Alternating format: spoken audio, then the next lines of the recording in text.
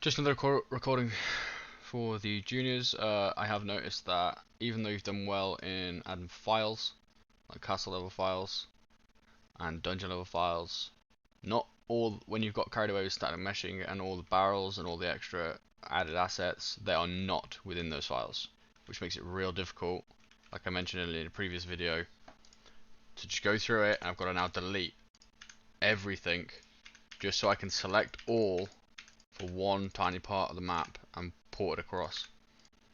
Probably the least inefficient way of doing business, which is why I mentioned if you just put them in levels in the first place, if anything you get carried away with, even if it's not in a file, at least then it's on its own personal level. I could just take everything from that level and just port it across with no real issues at all.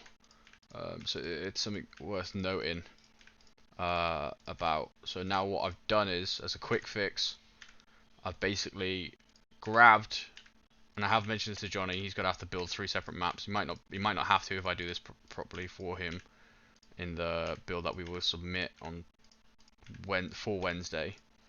But essentially 3 maps, no, 3 levels, separate levels for each room or map essentially, because it just makes things a lot easier than me going through and deleting them, selecting everything here, and then porting it across into my map, the finished product one that we will be submitting. So it's just something worth noting. Don't get carried away with your assets or your meshing, and if you do, make sure they're in the files correctly if you're going to use it that way. If not, quick fix without you having to really have all that extra worry and all that extra admin, just whack it in a different level on itself, and you should not have any real issues in regards to me porting it then across to the final build map that we submit every week. But other than that, cheers. Just thought I'd give you an example of why I've mentioned what I mentioned beforehand. Because now it's, like I said, it's incredibly time consuming having to go through everything, make sure it has its own level.